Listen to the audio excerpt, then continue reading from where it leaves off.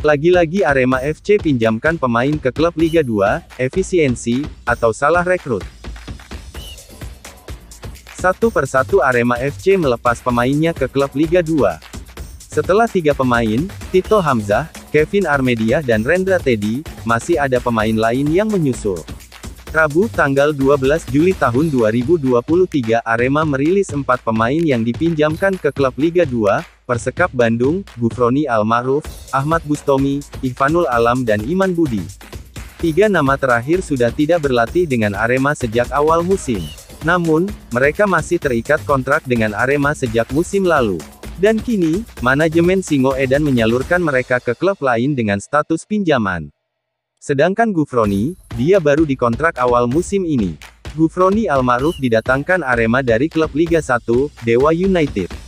Tapi, dia sedang apes. Harapan untuk bermain di kasta tertinggi bersama klub kota halamannya harus sia-sia. Karena kini dia justru dipinjamkan ke klub Liga 2.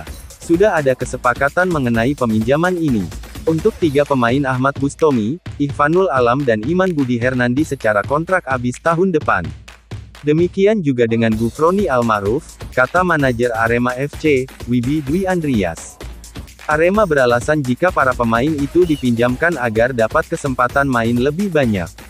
Karena di Arema, posisi mereka sudah penuh.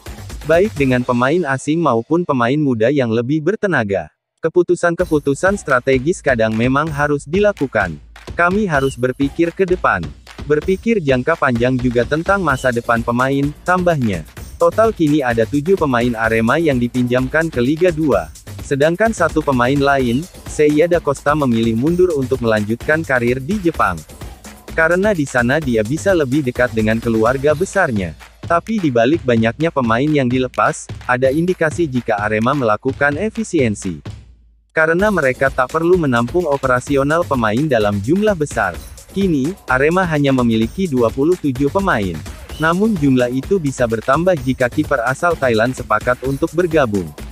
Selain penghematan, sepertinya Arema terlalu buru-buru mendatangkan pemain di awal musim.